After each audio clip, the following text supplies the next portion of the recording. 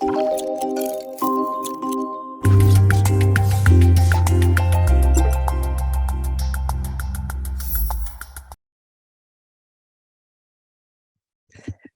globalement, vous avez une patiente qui a, entre guillemets, un lupus et qui est enceinte, il y a 4 points à prendre en compte.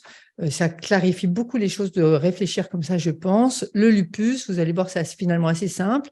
La partie antiphospholipides, voire syndrome des antiphospholipides qui pose plus de problèmes. L'anticorps anti-SSA qui est archi connu, à la mode, tout le monde s'en occupe, mais qui n'est pas très important. Et les traitements, il faut arrêter les traitements toxiques pour la grossesse et au contraire, mettre tout ce qu'il faut en prévision de la grossesse. Donc, pourquoi on fait tout ça? Parce qu'il y a effectivement un risque de complications materno-fétales que je vais revoir, mais dont une grande partie est en fait de la pathologie vasculaire placentaire. Je vous montre les trucs que vous avez ici et on va en reparler un peu après. Et effectivement, on a une étude américaine, vous voyez, sur quasiment 100 000 patientes avec un lupus comparé à une population cohorte de femmes enceintes des États-Unis.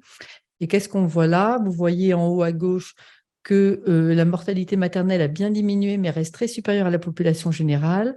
Le nombre de césariennes en bas est également très supérieur à celui de la population générale.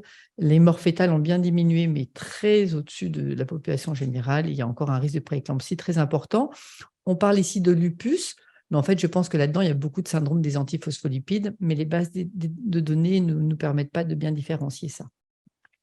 Alors, sur le lupus, globalement, il y avait jusqu'à présent une étude prospective d'envergure qui était celle des États-Unis, l'étude PROMIS, où globalement, ils avaient inclus 385 patientes lupiques en excluant celles qui avaient des critères de sévérité et globalement, qui avaient une grossesse évolutive à 14 semaines d'aménorrhée. Donc, je ne parle pas du tout du premier trimestre. Et bien là, on voit qu'il y en a 1 sur 5 qui va avoir une complication obstétricale. Ces complications obstétricales, donc essentiellement de la mort fœtale, de la prééclampsie avec de la prématurité, c'était essentiellement en fonction de la présence soit d'un anticoagulant circulant lupique, et donc là, en fait, on n'est plus dans le lupus, on est dans la partie antiphospholipide, soit d'une hypertension qui peut être séquelaire d'une atteinte rénale ou liée aussi à du syndrome des antiphospholipides, et d'être non blanche américaine, parce qu'on est aux États-Unis. Donc, si vous avez soit l'un, soit l'autre, vous en avez une grossesse sur 2 qui va mal se passer avec une mortalité fœto-néonatale qui est vraiment importante, alors que si vous n'avez pas d'anticoagulant circulant et que vous êtes blanche, par exemple, globalement, vous êtes proche de la population générale. Donc, je parle du lupus et en fait, je vous dis que le problème, c'est s'il y a un syndrome des antiphospholipides ou une biologie antiphospholipide associée. Voilà. Et toujours dans cette étude, non plus le problème de la complication obstétricale, mais de la poussée de lupus. Vous voyez qu'il y a assez peu de poussée, finalement 10% par trimestre, et rarement sévère. Voilà, sachant qu'ils avaient au départ des patientes qui étaient finalement assez peu actives. Donc maintenant, on a une étude française qui a été publiée. Donc on a un travail français qui est le groupe du GR2 sur la grossesse et un groupe de recherche sur la grossesse et les maladies rares, auquel contribuent énormément de médecins, de groupes, etc., dont Estil, Eric, etc., qui sont aussi présents, Anna Molto qui est partie, qui s'occupe de la partie rhumato. On a maintenant une base de données avec, on s'approche des 3000 grossesses prospectives incluses, et avec une grosse partie lupus et syndrome des antiphospholipides, mais pas que. Donc, sur la partie lupus, au moment où on a publié cette première étude sur le lupus, on avait 238 femmes avec un lupus et donc 238 grossesses parce qu'on en prend une par femme. On s'est comparé à l'étude PROMIS. En gros, on est pareil, sauf qu'on a des patients peut-être de base plutôt un peu plus graves, en tout cas avec plus de parties antiphospholipides. Et nous, je vais sans faire cocorico, elles sont à 98% sous plaquenil versus 64% aux États-Unis. Ça, c'est un bon indicateur de la qualité des soins. Donc, je pense que nos patientes sont bien mieux prises en charge que dans l'étude PROMIS. Et d'ailleurs, elles ont un score d'activité du lupus qui est plutôt inférieur à l'entrée dans l'étude, alors qu'on n'a exclu personne, où on a pris tout le monde. Mais de facto, mieux traitées, elles arrivent avec un lupus moins actif. Globalement, qu'est-ce qu'on montre par rapport aux États-Unis? C'est qu'on a plutôt moins de poussées qu'eux et on a plutôt moins d'événements de complications obstétricales que ce qu'ils ont rapporté. Pour les poussées, le seul élément prédictif, c'est le fait que le complément soit bas au départ en début de grossesse. Bon, ce n'est pas choquant, c'est connu dans le lupus en général. Et sur les complications obstétricales, en gros, on confirme ce qu'ils ont montré, c'est-à-dire que le LA, c'est le lupus anticoagulant, l'anticoagulant circulant lupique, c'est le facteur de risque de complications obstétricales. Donc là, à nouveau, la partie antiphospholipides. Mais on rajoute que d'avoir des dommages liés au lupus, et parfois liés aux antiphospholipides d'ailleurs, c'est aussi un facteur de risque de complications obstétricales, effectivement, notamment des patientes qui auraient des séquelles rénales, des néphropathies, elles ont plus de risque de prééclampsie. Donc la moralité de tout ça, c'est que le lupus, finalement, il pose assez peu de problèmes en soi, et quand il pose des problèmes, c'est parce qu'il y a de l'antiphospholipide associé ou parce qu'il y a des séquelles des poussées antérieures, notamment chez des lupus à début pédiatrique, etc. Voilà. Alors maintenant, j'aborde la partie antiphospholipide qui est plus problématique. Je rappelle pour ceux qui font pas ça toute la journée, les critères de classification du SAPL qui sont, pour parler de syndrome des antiphospholipides, il faut un critère clinique de la thrombose ou de la pathologie obstétricale, justement, les fausses couches qui sont en train de disparaître du SAPL, et c'est très bien parce que ce n'est pas du SAPL. Et donc, il va rester les morts fétales ou la prématurité du fait d'un problème placentaire, donc d'une prééclampsie, d'un retard de croissance. On voit que ça va mal se terminer et on extrait un enfant pour qu'il extraire un enfant vivant. Donc, il vous faut au moins un de ces éléments cliniques et il vous faut un élément biologique. Il faut soit l'anticorps anticardiolipide, soit l'anti-bêta de GP1, soit l'anticoagulant circulant lupique, qui doit être confirmé à distance, parce que quand on a le Covid, par exemple, c'est normal d'avoir un anticoagulant circulant lupique transitoire qui va partir et qui n'est pas pathologique. Terme très mauvais pour l'anticoagulant circulant lupique, il devrait s'appeler le procoagulant, parce qu'il fait coaguler, thromboser, il n'est pas anticoagulant, et phospholipide, parce qu'en fait, c'est inducteur de confusion chez les patients et chez les médecins de l'appeler lupique, parce qu'en fait, c'est associé au lupus, mais ce n'est pas du tout lié au lupus. Donc, on parle de syndrome quand il y a les deux, et sinon, on parle de biologie simple, et on parle de SAPL primaire quand il est tout seul, et associé au lupus quand ils sont ensemble. Juste pour vous dire qu'il y a des nouveaux critères qui vont sortir bientôt, qui globalement, on ne va pas s'amuser à ce que je les détaille, mais en gros, ça enlève les fausses couches du SAPL, et c'est une très bonne chose. Ceux qui sont intéressés, vous le trouvez sur le compte Twitter de Laurent Arnaud. Donc, dans les complications materno-fétales que je vous présentais au départ sur le lupus, en fait, vous voyez que tout ce qui est en bleu, c'est du SAPL. Donc, c'est vraiment ça qui va poser problème. Dans les fausses couches, je ne vais même pas en parler parce qu'on s'en fiche. Ce n'est pas du SAPL, donc c'est très bien, ça m'enlève une partie du topo. Je gagne 1 minute. Et en gros, quand je parle du SAPL, donc là, je vais vraiment condenser, mais j'ai des diapos avec attention partout parce que c'est ça le message. C'est-à-dire que vous avez un lupus cutané ou articulaire que vous voyez en rhumatologie, qui n'a pas de biologie antiphospholipide, qui n'a jamais eu d'atteinte rénale. En gros, c'est une grossesse normale, quoi. Voilà. Vous avez une patiente qui a peut-être un petit lupus, mais qui est triple positive avec les 3 anticorps antiphospholipides. Alors là, ce n'est pas du tout pareil. Donc, on sait effectivement déjà depuis quelque temps avec l'étude Promise sur 140 patientes qui avaient, 144, qui avaient non pas un syndrome des antiphospholipides, mais juste de la biologie, que quand il n'y a pas l'anticoagulant circulant, vous avez une grossesse normale, en gros 3% d'accidents obstétricaux, alors que quand il est présent, on passe à 39%. Vous voyez que c'est quand même hautement significatif. Les autres anticorps n'ont pas du tout un tel impact, on ne voit pas de différence. Donc, le message est assez simple, c'est que quand vous avez un anticoagulant circulant, mais bon, je pense que je me répète, il faut faire attention. Et maintenant, on a publié très récemment à nouveau des résultats de l'étude du IGR2 français. Ce n'est plus une presse d'ailleurs, c'est publié en décembre avec la couverture qui était dédiée à notre article, donc on était très fiers. Et où on a étudié, c'est un peu la première fois que c'était fait, sur des grossesses prospectives de syndrome des antiphospholipides, ce qui se passait en termes de complications hémorragiques sévères, c'est-à-dire transfusion, hospitalisation jusqu'à l'hystérectomie, et en termes de thrombose, parce que finalement, il y avait très peu de données dans la littérature. Donc, 168 grossesses prospectives, c'est aussi la plus grosse série de grossesses prospectives dans le SAPL. Et globalement, qu'est-ce qu'on montre ?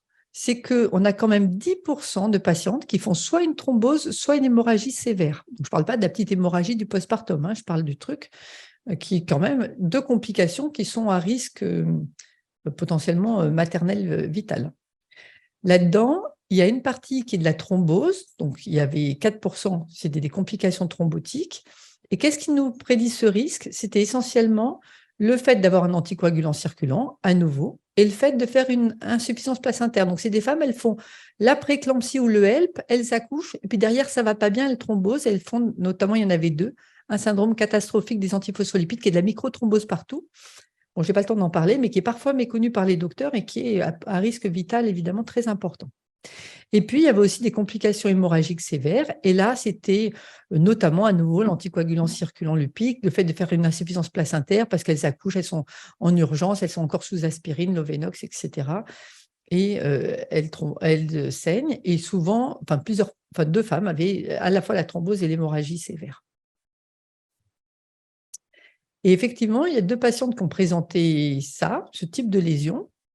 Comme vous voyez ici, ça, c'est du syndrome catastrophique des antiphospholipides, c'est de la microthrombose, c'est l'atteinte cutanée, sachant qu'il y avait des atteintes systémiques chez ces patientes qui étaient extrêmement sévères.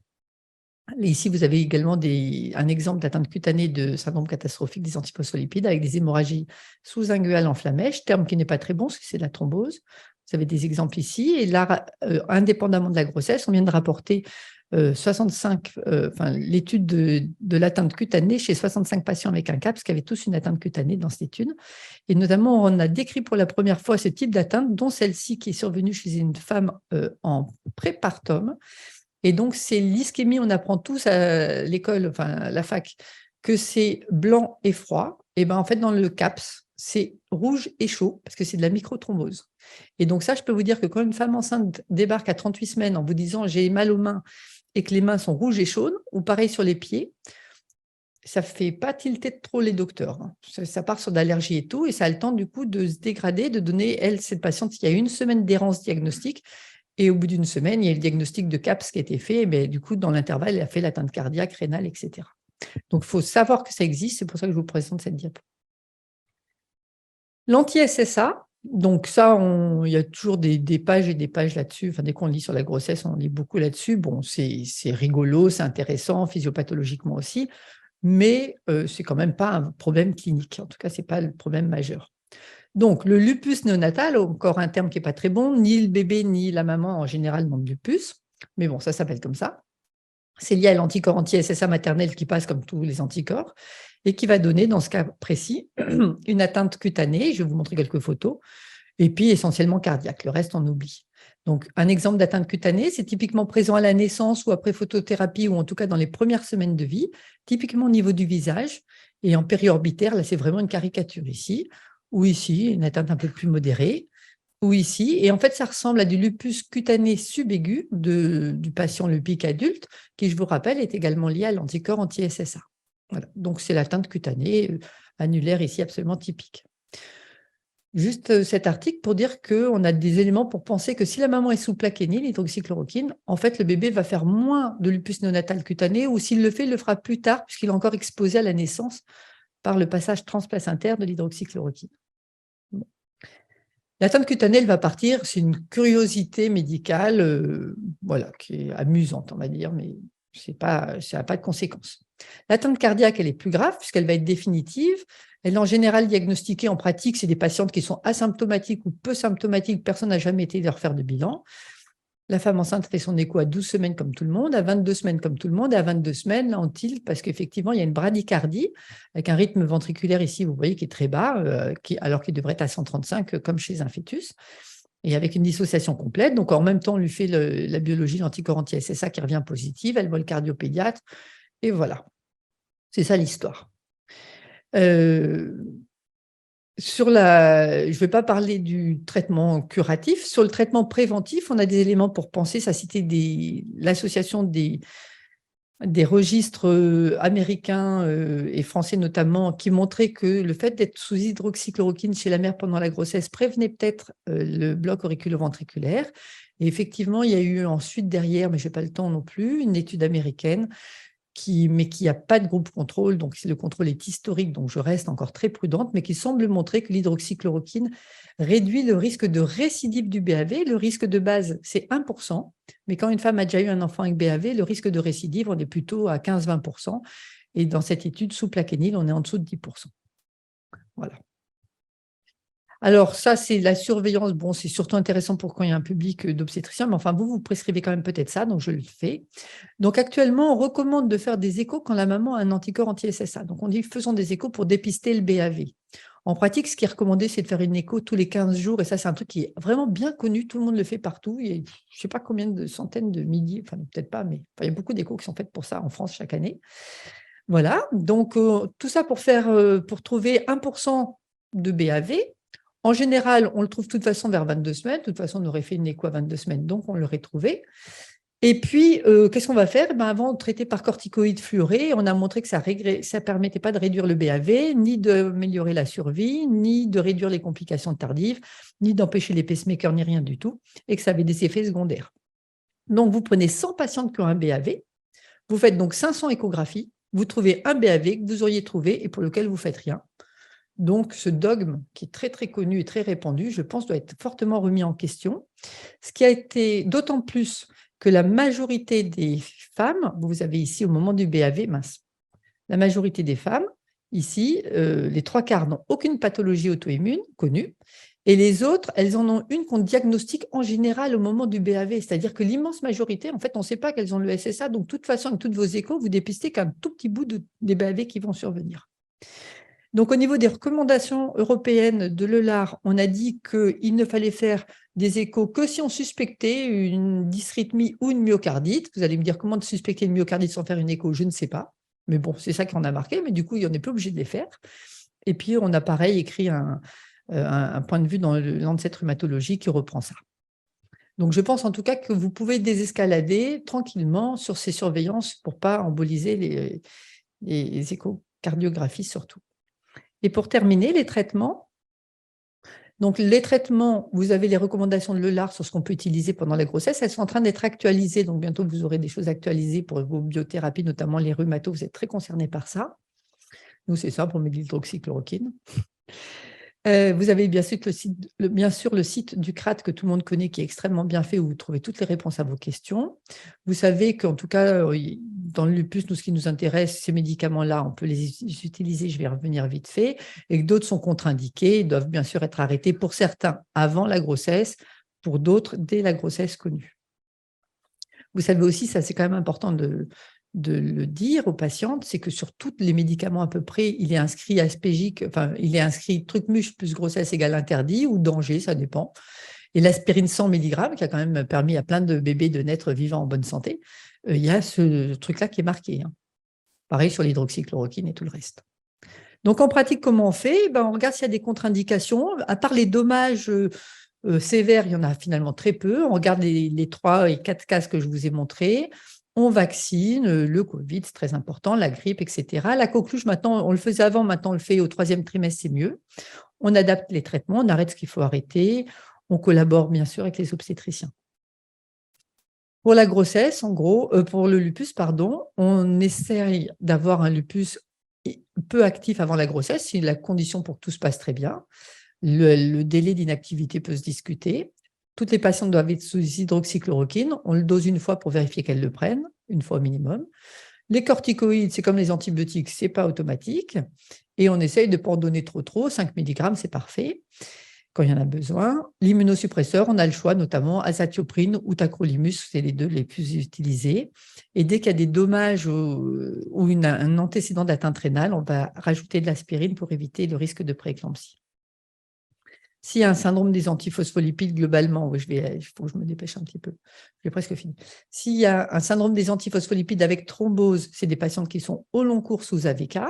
Au moment de la grossesse, on arrête les AVK dès qu'elles sont enceintes, on relaie par du Lovenox, enfin de l'héparine de bas port moléculaire à dose efficace, associée à de l'aspirine antiagrégante. Celles qui n'ont, entre guillemets, qu'un SAPL obstétrical, donc qui n'ont jamais thrombosé, sont sous aspirine au long cours en rajoutant une HBPM quand elles ont un risque thrombotique. Donc, pendant la grossesse, elles vont aussi rajouter leur HBPM. Voilà, ça, je vais passer. Et bien sûr, on surveille ces patientes. La surveillance, elle est tout d'abord clinique, donc on les informe bien, notamment de la douleur épigastrique qui doit les conduire à consulter. La tension, la protéinurie, si on devait retenir que ça, en plus des signes d'activité du lupus. Biologiquement, tous les signes qui nous font suspecter un HELP ou une prééclampsie.